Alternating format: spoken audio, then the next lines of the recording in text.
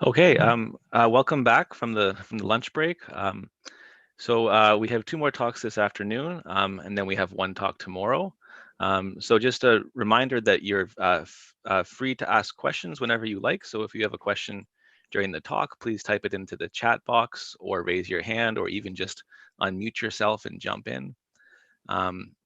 So I'm very happy to have to introduce the first speaker after the break as Bob Cohen from Courant Institute, NYU.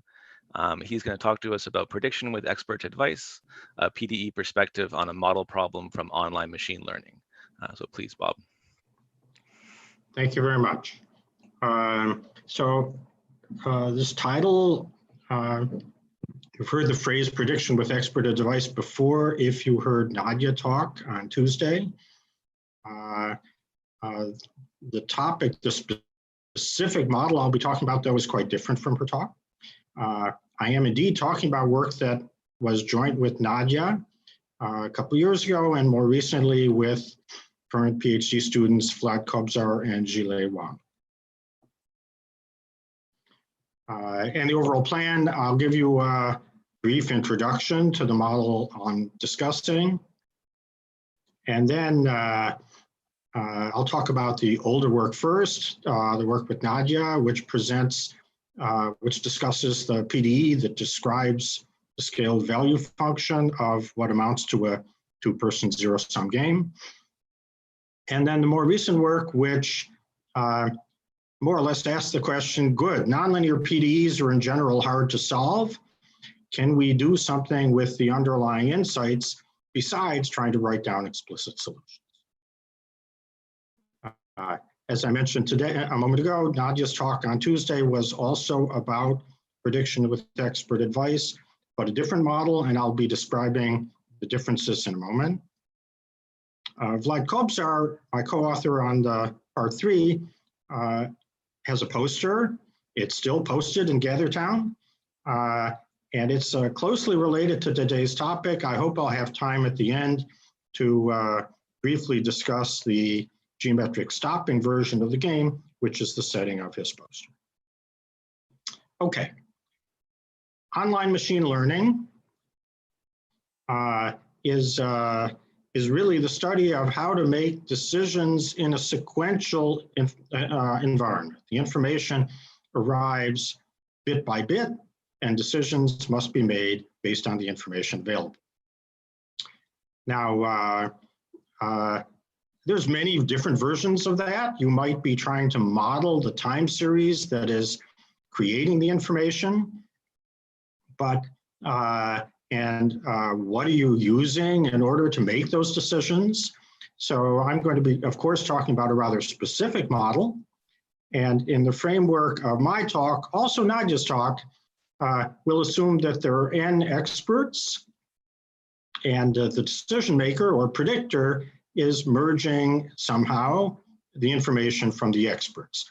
Don't get confused by this term expert. The experts might be very stupid.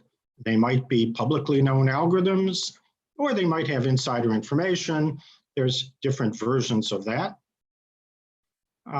In the framework I'm going to talk about, also Nadia's talk, we avoid modeling the time series that's producing the data, and instead look for worst case analysis, or another way to say it is we imagine that the predictor is up against an opponent that is trying to give him the worst possible result. Okay, now, if you heard Nadia's talk on Tuesday, you might remember that in her setting, she imagined there was an underlying time series, which, keeping the model very simple, you could think of as a stock that goes up or down 1 unit at every time step. So I've drawn a binomial stock price tree to imagine that. And if you're making predictions, you must have some sense of what's a good or bad prediction. In the setting of her talk, that was you could buy or sell a fractional unit of stock. Her experts were history dependent. They were publicly available rules for what investment to make based on the last several days of stock movements. Her goal, mine too, will be to compare your result when the game stops to the best performing expert. So you probably can't do as well as the expert that in retrospect performed best, but the measure of how well you've done is how far short you fall from the best performing expert. And as I mentioned in the discussion I'm doing today, we are assuming, you might say that the market does whatever is worst for you, the predictor, or another way to say it is we're focusing on the very worst case. That assumption of worst case scenario, it's not that we always think the world is out to get us, but it's a prediction algorithm that works well in this case. Of course, you must also work well in every scenario. That was Nadia's talk. My talk today, the model I'm going to talk about today is a little different in the following way. Remember, I already said that the predictor is going to use the guidance of the experts and somehow combine them, integrate, you might say, them into his own prediction. So then he's not using the time series, even if there is one, he's just using what the experts tell him. Okay, so the model I'm going to talk about completely forgets about the possible existence of a time series, and in fact, will concentrate entirely on the expert's performance.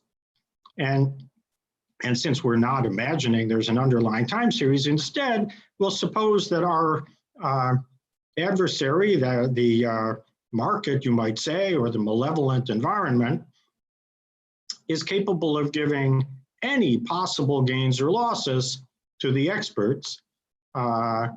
And so this is different from a model with an underlying time series because the possible outcomes for the experts are unrestricted. They're not tied to any underlying time series. So let me say that more slowly. In the model I'm going to talk about, there are once again n experts, n could be any integer, fixed in advance. The predictor's action at a given moment, well, at first you would say he would choose which expert to mimic, but I'm going to allow mixed strategies. So he could choose a probability distribution on the experts and mimic the jth expert with probability Pj. The adversary, that is to say, the other player who is choosing the expert's gains, well, I'm going to stick to a very discrete setting where each expert either gains one or loses one. So the gain is either +1 or -1. For 3 experts, the first expert lose, the second expert could either gain or lose. The third expert could either gain or lose. 3 experts means 2 to the third equals 8 possibilities. But again, we're going to allow mixed strategies. So the adversary who is choosing the expert's gains at a given moment, given time step, chooses a probability distribution on the outcomes. If there are n experts, that's a probability distribution on 2 to the n possible outcomes. If there's anybody in the audience who's read the article I wrote with Nadia, the normalization we chose there was the experts got outcomes of 0 or 1. They never fell behind. They either stood still or advanced. Of course, the choice that they either go ahead 1 or behind 1, plus or minus 1, is just another normalization, which is a little more convenient, as you'll see later, for the explanations. So this model problem goes back to the late 90s, at least. It was very much studied, but using discrete methods. What's new about what I'm going to tell you is the Pde Viewpoint. It's very analogous to models that have been used for boosting and other very concrete online machine learning applications. But just to fix one sort of interpretation here, if you're really an investor, then you could think of market sectors as being experts. You could, your predictors probabilities would be portfolio allocations. And the only thing unrealistic here is that I suppose the market is not really doing what we're studying here, which is a worst case outcome for the investor.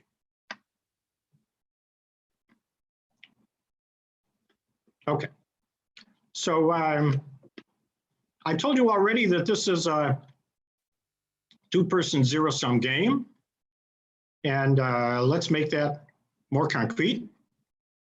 At the top of my slide, I just reminded you that we're using mixed strategies. The predictor chooses a probability distribution on the experts.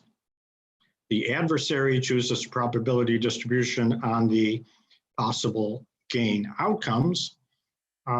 Okay, so the state variable is vector valued. It has one component for each expert, and it's your shortfall with respect to that expert's performance. XJ looks at the jth expert's overall gain, cumulative gain, minus the predictor's cumulative gain. In the literature, this is normally called the regret with respect to the jth expert. In plain English, I like to call it the shortfall with respect to the jth expert. Okay, and the value function is, well, we're going to start the game with some value of x, maybe typically 0 if everybody's starting fresh. We're going to start it at some time t. Then we're going to let it run to some final time, which everybody knows, capital T. And the value is the final time regret with respect to the best performing expert. Of course, as I said before, assuming that the expert's gains are adversarial, thinking in the worst case setting. Now, I told you that there's no modeling of the time series, but we are using mixed strategies. So there is an expectation that must be taken with respect to the mixed strategies. Okay, and this game can be described by dynamic programming principle. That is to say, this function capital U that I described is in principle completely determined by working backwards in time. At the final time, the vector of regrets holds your regret with respect to all the experts, and you're measuring yourself against the best performing expert. So that means the value of U at the final time is the max of x1 up to xn. Working backwards, imagine one step earlier, the predictor chooses probability distribution, the adversary chooses probability distribution. Since we're using mixed strategies, we must take the expected value with respect to both those distributions, treated as independent. Whatever the predictor and the adversary do, that's going to produce a change in the regret vector. And so this principle of dynamic programming here gives us the regret at any particular time in terms of the value function at any particular times in terms of the value function one time later. And given the final time condition, this can be used in principle to work backwards one step at a time. Okay, So that's the game. And now that was the introduction. Now I'm going to tell you a little bit about how PDE are relevant in this kind of setting. Bob, can I ask a question? Yes, sure. So I think you explained very well the setting of the problem and where you're going with the PDEs. But could you tell me a little bit about, the work before here? You mentioned yesterday multiplicative weights. If I do some algorithm like follow the leader or one of these simple algorithms that's just explicit, can you compare the value function? Yes, okay. So let me offer, so there, okay. So a typical way to, so if I tell you what the predictor should do, like multiplicative weights, for example, then that's not necessarily the optimal predictor strategy, but it's something. And you would expect every predictor strategy to give an upper bound. Yeah. Similarly, you would expect adversary strategies to give lower bounds. And I'm going to be making those kinds of ideas very specific in the last part of my talk. Okay. The literature mostly explores possible strategies for the predictor, and it's not very good at identifying how they compare to the optimal strategy. What we're talking about here, of course, is the exact value function and therefore the optimal strategy. Okay? Okay, thanks. And there will be other places to pick up your question. I'll pick them up as we go along. Okay, now, nobody thinks this game is interesting over 5 or 10 time steps. Everybody understands that this game is interesting after many time steps. In online machine learning, you're interested in more or less long-time behavior. And as I was just saying, in the machine learning literature, the richest part of this literature is about easily implemented strategies like, say, multiplicative weights, which give the predictor some result that you can estimate, and then that leaves you wondering, oh, and how does this compare to the best that's possible? If we're interested in many time steps, well, then it's quite natural to think about a continuum limit. Think of the familiar story about random walks. We study random walks over many time steps by recognizing that in some continuum limit, there's the diffusion process. Okay, so in this setting, it was already known by using particular strategies for the predictor like multiplicative weights that my value function, should behave like the square root of the total number of time steps. So we should rescale, we should introduce epsilon, the square root of the number of time steps, well, 1 over the square root of the number of time steps, and rescale my value function by epsilon so that the rescaled value, what I've called little u epsilon, it will be of order 1.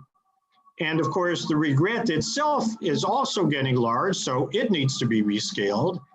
And the time steps will also have to be rescaled for reasons that you'll see in a moment.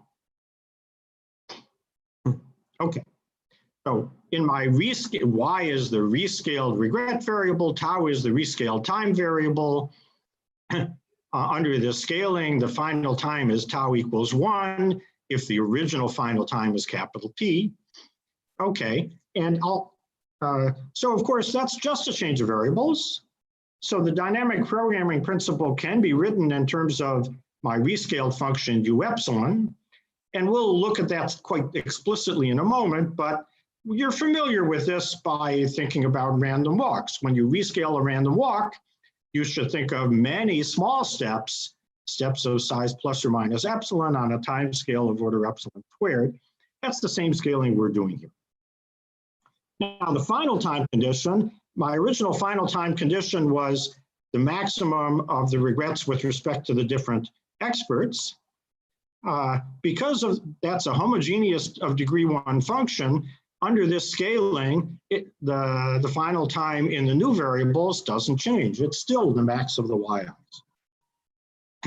And in fact, the story I'm going to tell you, the original problem and the rescaled problem will be equivalent exactly if you have a homogeneous of degree 1 choice for how you measure how you're doing at the final time. The standard example is the max of yi, but there are, of course, other homogeneous of degree 1 functions when you have many experts. Okay, and so I'm going to tell you now that there is a meaningful limit. That is to say that the rescaled functions little u epsilon converge as epsilon goes to 0. In thinking about it, we learn about the player's strategies, and if we were able to solve the PDE, we know the exact optimal player strategies. By the way, for small numbers of experts, 2, 3, and 4, the PDE has indeed been solved explicitly. So it indeed tells us the optimal strategies. And then, of course, you can compare that to multiplicative weights. Okay. How do we find that PDE? Well, the simple version is to look at the scale dynamic programming principle, which defines the rescaled value function. And well, if you studied optimal control, you might appreciate this way of describing it. What you do is you assume that the expected limit is smooth, and you use Taylor expansion. Even though in general, we don't expect the expected limit to be smooth. There's a fancier version of that. The fancier version is that the scale dynamic programming principle is essentially a discrete time, continuous space numerical scheme for some PDE. And what we have to do is understand what PDE that is. Okay, so let's spend a moment on that. Now I have to get a little more concrete. I remind you that the predictor chooses a probability distribution, so to speak, follows expert K with probability PK. And the adversary, who chooses the gains of the experts, chooses a probability distribution of the experts' gains, which each one gets plus or minus 1, except in the scaled problem, as you'll see, we scale them by epsilon. So if the predictor follows expert K, then what's the regret increment? Well, it's of order epsilon. And but the first component is the gain of expert 1 minus the gain of the predictor. Oh, predictor follows expert K, that's GK. Second component, each component is the gain of the relevant expert minus the gain of the expert we're following. This is I call that delta Y. It's the rescaled version of delta X. And now I'm writing it in terms of the gains of the individual experts. Oh, so the principle of dynamic programming gives us the scaled value function in terms of rescaled regret vector and rescaled time, minimization over probability distributions chosen by the predictor, maximization over probability distribution chosen by the adversary. The expectation, I've broken out the predictor's probabilities as PK. I've left the adversary's probabilities as in probabilistic notation, but this is just U epsilon at Y plus delta Y at the next time step. And again, this is simply a change of variables relative to my original formulation. Okay, so I'm going to stick to that sort of poor man's version of how you find the PDE. I'm going to ignore the parameter epsilon, pretend that u epsilon is really some smooth function u, and I rewrote my principle of dynamic programming here with an approximately equals to, because I know I've cheated. And then I Taylor expand the right-hand side. Taylor expansion in epsilon, of course. So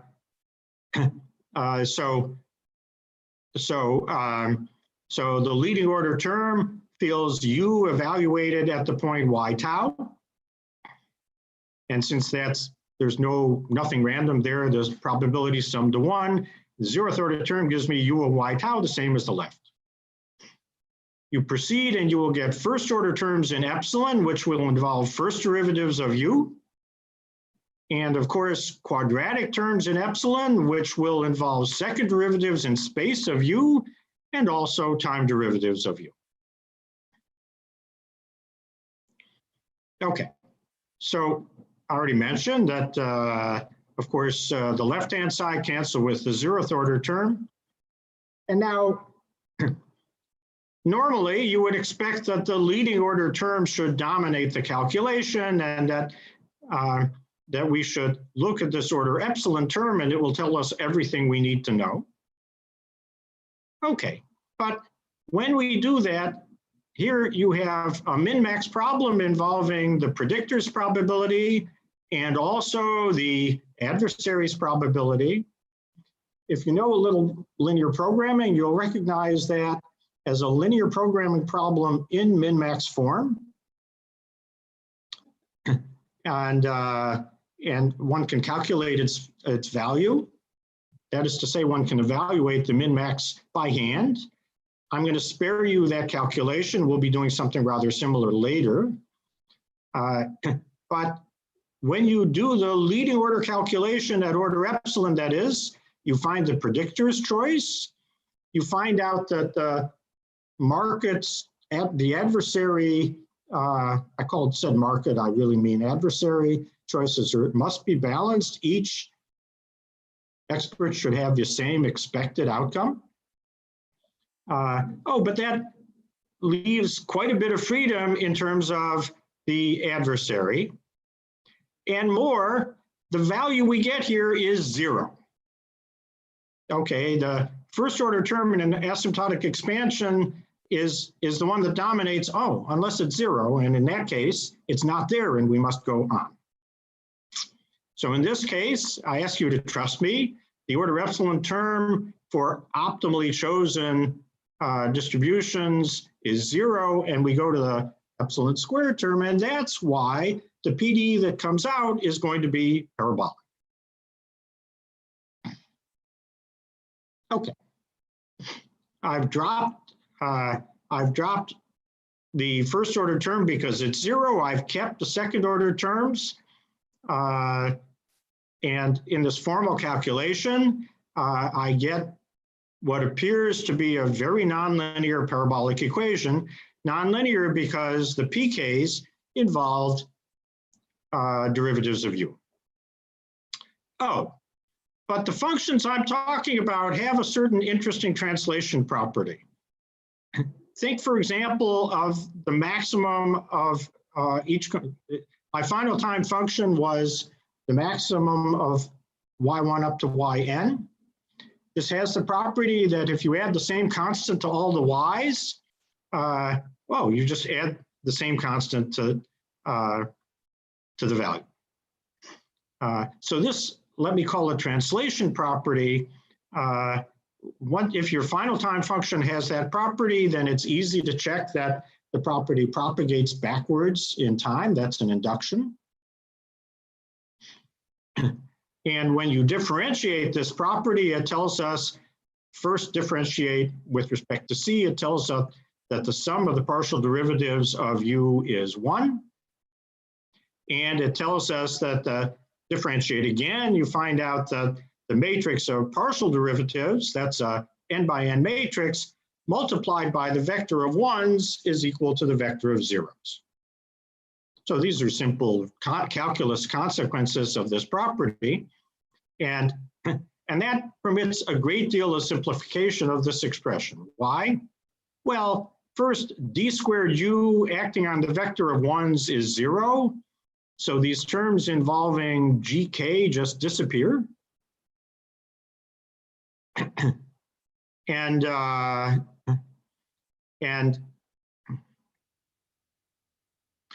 then the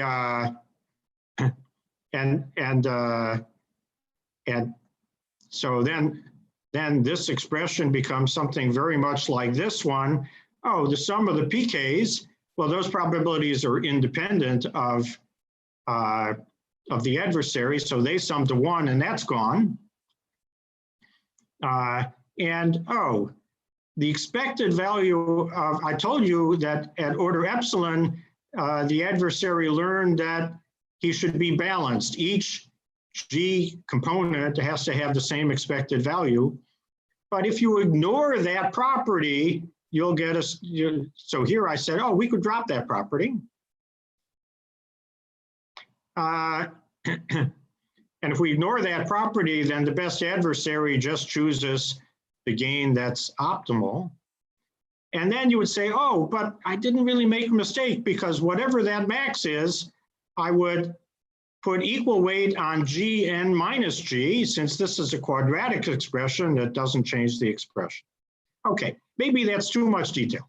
The bottom line is, and just ask, let me ask you to believe it if I lost you a moment ago, is that by elementary calculations, under this hypothesis, this translation property, this PDE reduces to the PDE in the box, which a probabilist or a PDE person would call a Bellman equation.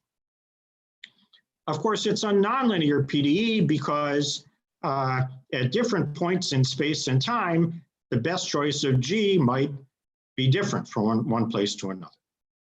But if you knew the solution, U, then you would know the best strategy for the adversary, because you could take any G for which this max is achieved and choose that probability with that outcome with probability 1/2 and its opposite with probability 1/2. The max might not be unique, then there would be more than one optimal strategy. And I remind you that the predictor strategies were determined already at order epsilon. The predictor's probabilities were driven by the partial derivatives of U. People in the prediction and machine learning world would recognize that the solution of the PDE is the optimal potential for which the predictor should use. Okay, so the theorem that Nadia and I proved was that this formal calculation is correct. Of course, you need some hypotheses on the final time measure of how you're doing.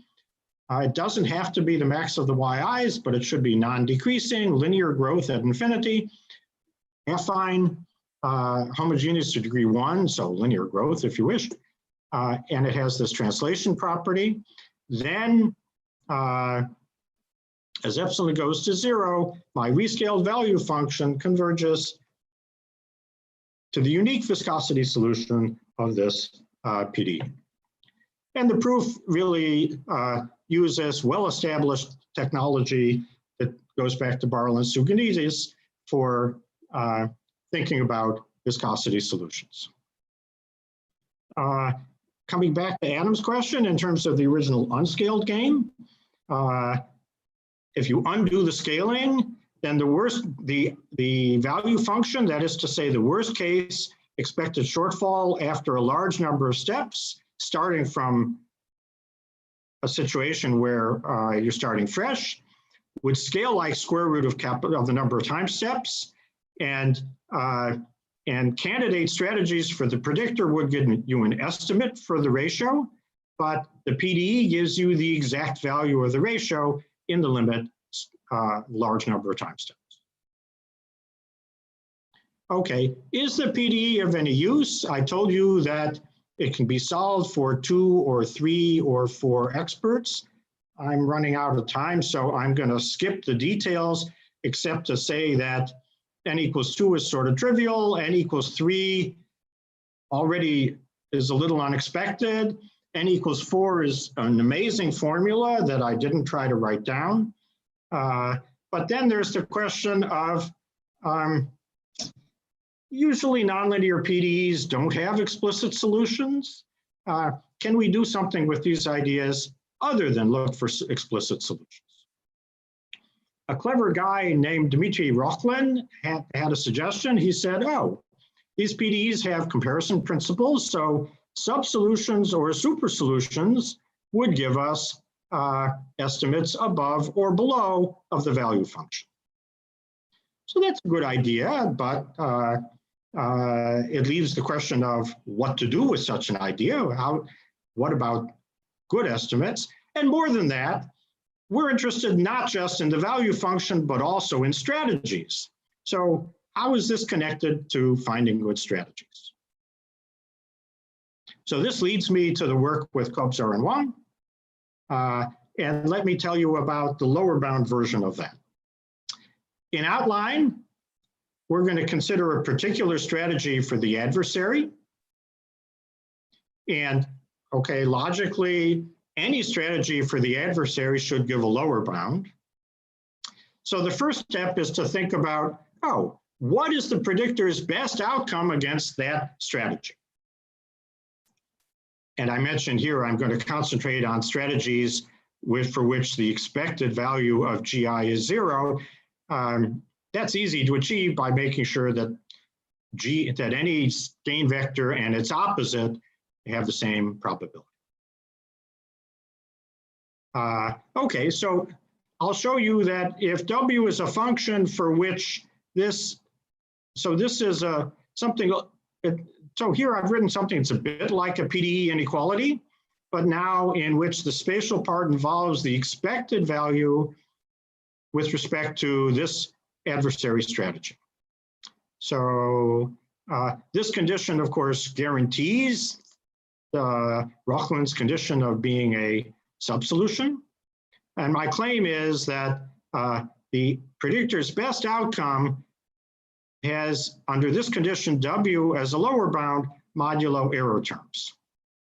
You'll notice I went back to my little x capital T notation. I'm going to do this discussion in the original variables, not for the scaled game, although because they're equivalent, it could have been done in either setting. And then I'll tell you how W should be chosen. The answer is we're going to choose it by solving a linear heat equation with a well-chosen diffusion coefficient. Okay, what is the best outcome that the adversary could have? Well, the adversary, this is the best outcome of the predictor. The adversary's strategy has been chosen, so we can still use a dynamic programming principle, but now there's just the predictor's distribution that's being chosen at each function.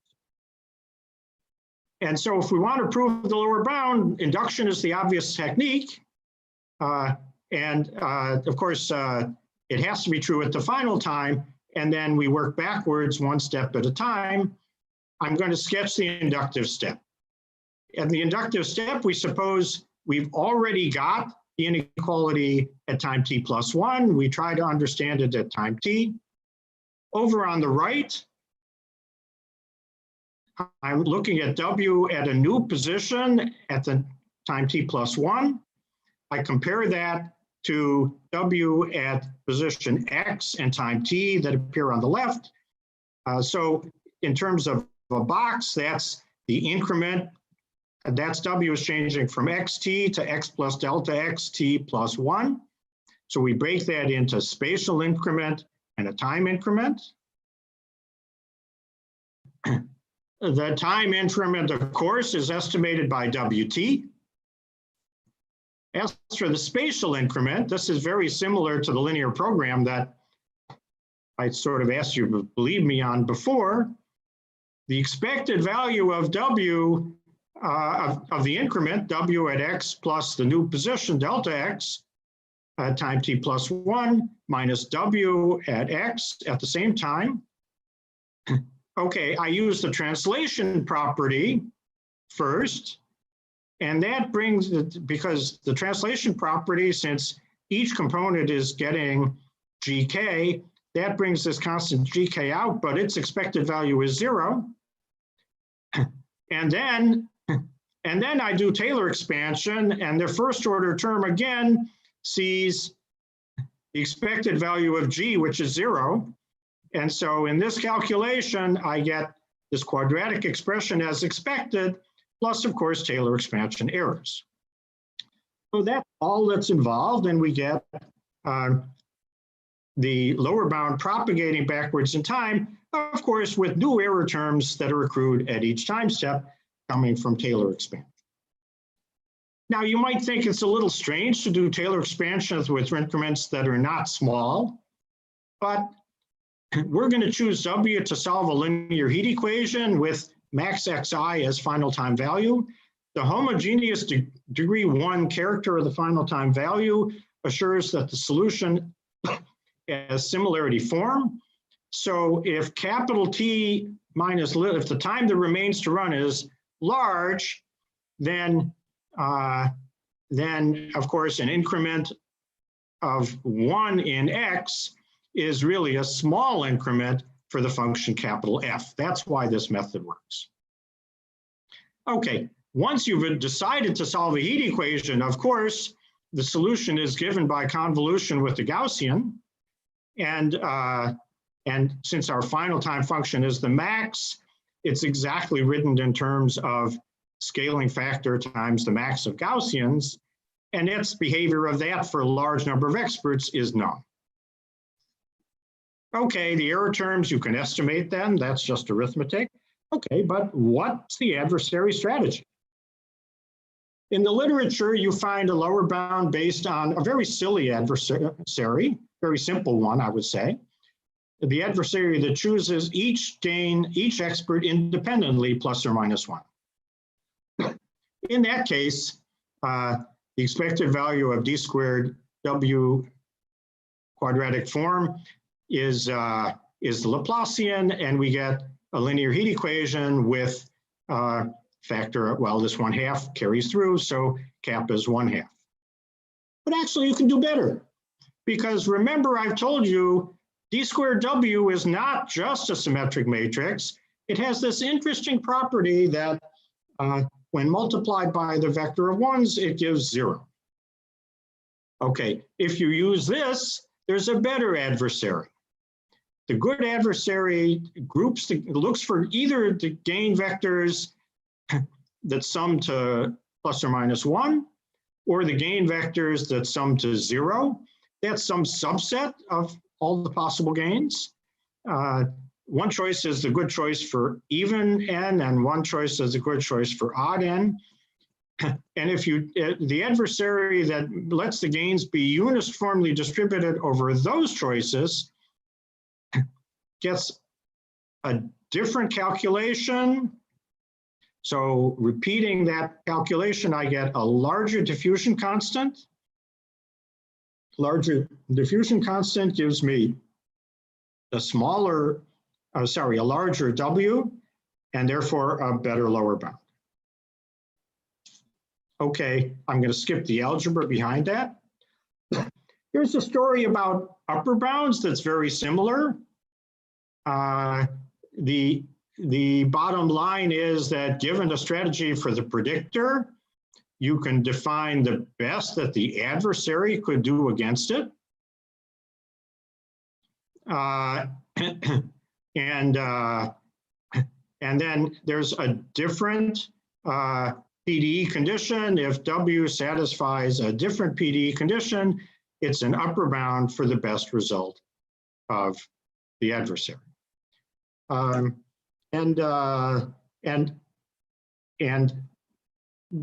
Okay, let me skip the method. The good choice, the best choice that is known, at least for large n in this setting, is to build W out of the well-known multiplicative weights potential. You have to subtract the right factor of time. And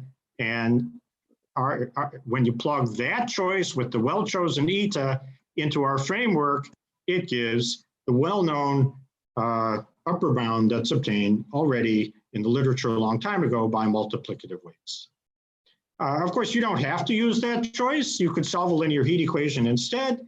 For small numbers of experts, that works better.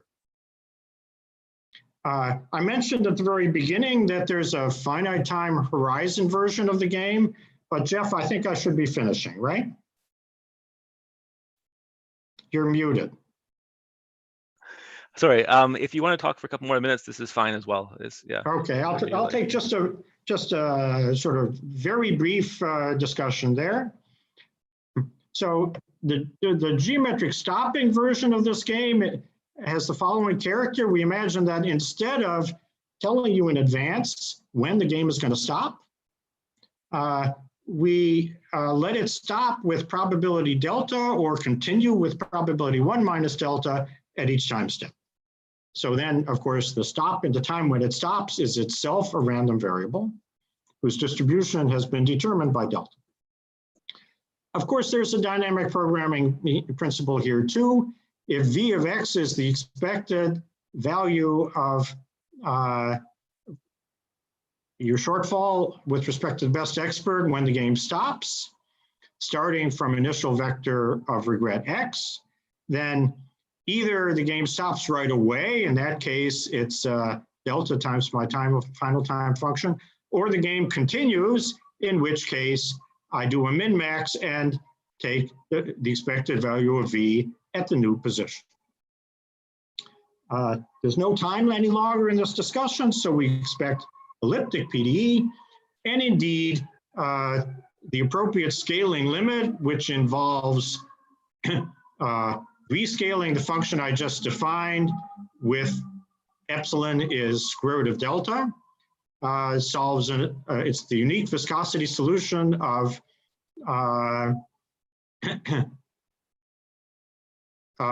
equation. This one of these this equal sign should be minus or a plus. Sorry, that's a typo. There are explicit solutions for n equals 2, 3, and 4. They're very closely related to the final time explicit solutions. Our lower bound framework extends.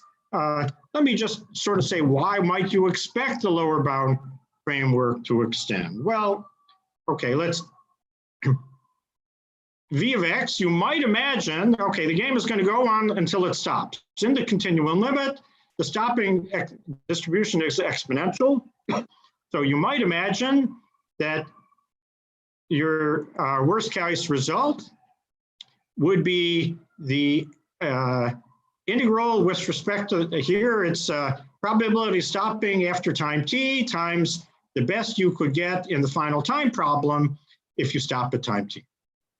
Oh, but that's not obvious because the final time experts, the final time players know when the game is going to stop. In this geometric stopping version, nobody knows when the game is going to stop. So you might imagine this to be true, but only if it's not useful to use information about when the game is going to stop. For n equals 2, 3, and 4 from explicit solutions, we actually know that it isn't useful to use when the game is going to stop, and this is true. For larger n, we don't know. Oh, but the adversary strategies associated with our PD-informed bounds don't use knowledge of the final time. So then you would expect that the bound version of this story isn't cheating and should produce bounds on the geometric stopping version using somehow this Laplace transform of the potentials, and that's the string. Let me stop there. The two major takeaways in this setting, we introduced the scale value function and found a nonlinear PDE. Its solution determines the optimal strategies, and in terms of the original game, its solution determines the optimal prefactor in how you can do compared to the number of time steps. How can you use that framework even if you can't solve the PDE?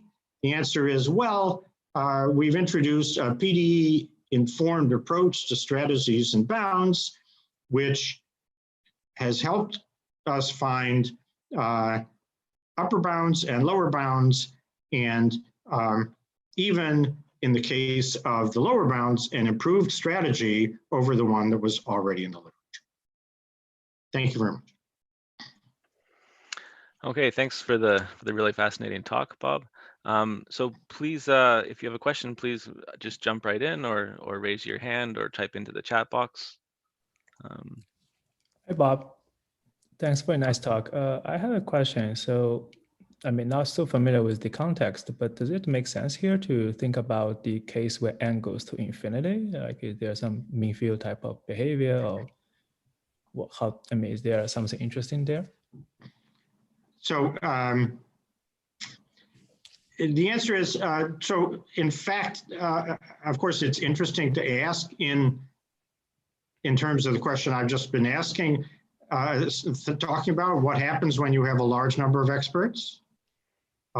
It happens that the upper and lower bounds coalesce asymptotically for a large number of experts. This square root of 2 capital T log n is an upper bound for every T and n, and the lower bound I was describing is asymptotic to that for large T and large n. But in terms of mean field theory, I remind you that the experts are not interacting with each other. So for this reason, it's not like thinking about mean field gains. Mm-hmm.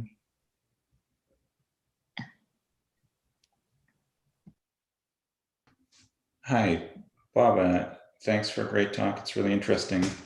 I guess I'm interested in digging in a little bit more to how these solutions, the PD solutions and the strategies, could tell you about strategies that you could use.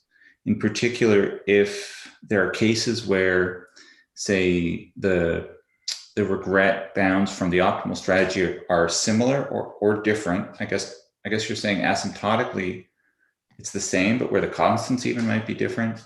That would tell you a little bit about, well, the two cases where, you know, these simple multiplicative weight strategies are basically close to optimal or not. Right. So, okay, so one version of this is to say, oh, you know, at the end of the day, we're only talking about the prefactor of square root of the number of time steps. Oh, that could matter, I think.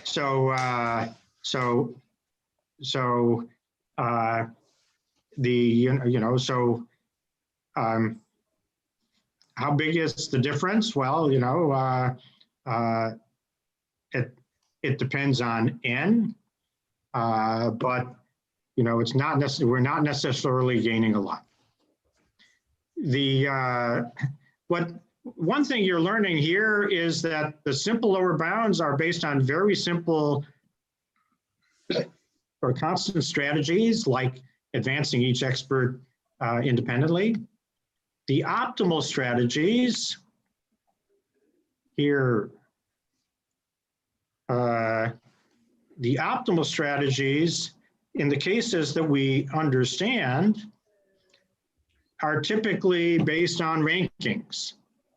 For example, for 3 experts, there's more than one optimal strategy, but one of them is to pick out the leading expert and treat him different from the others. And so one of the things that you might draw is that, you know, compared to strategies that are oblivious to the ordering of the experts, you might expect strategies that are sensitive to the ordering of the experts to do better. But, you know, so that's the type of more general insight that I can offer. On the other hand, too, I mean, I think it could be insightful. So on the other hand, if you show that the adversarial strategy's optimal value is not that different from if you assume something about the average case, like where you had the linear PD, I think that's also informative too. It's telling you that you don't, under assumptions of certain distributions, you might as well take the expected rather than the worst case. That's right. I agree with that completely. That part of the, you know, the lesson here is not necessarily that it was important to solve the problem exactly. It might indeed be that The more traditional means using very simple strategies aren't far off.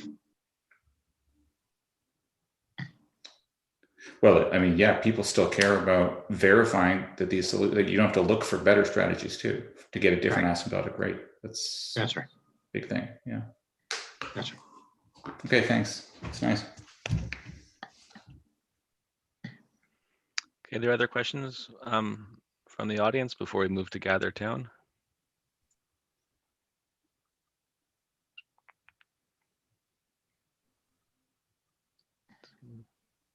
I have a question. I'm not sure if related. Thanks very much for the excellent talk. Yeah, so I'm not very familiar with this problem, but I was wondering, like, say, from the numerical perspective, instead of like looking for a strategy, like say if you have some data of expert performance, and then you learn somehow you train the predictor and the adversarial at the same time. And how far is this kind of numerics? I mean, I'm not sure if you have done this, and how far was this numerics compared to the optimal strategy? Okay, so first you mentioned numerics. So of course you didn't quite ask this, but when you have a PD, you might hope to solve it numerically. But once you have more than a few experts, that's a very high dimensional problem. So once again, that's, I think, in practice limited to small numbers of experts. Now, in the prediction literature, mostly people introduce potential-based strategies for the prediction, for the predictor. And there are many possible choices of potential. One lesson of this story is that, well, the optimal potential is the solution of the PD. Each potential offers a way of choosing how reliable each expert is based on their cumulative past performance. Not keeping track of the time series, but just keeping track of the cumulative past performance. So at some level, looking for potentials is looking for ways to judge the experts based on their past performance. I see. Thanks.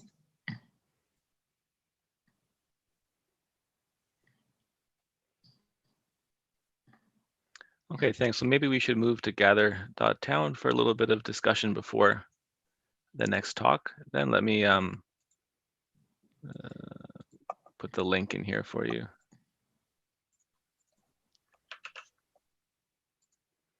So here's the link in the chat box. This is the link to the Gather.town site. So please join us for some discussion. The next talk is at 1:40, which is in 10 minutes. Okay.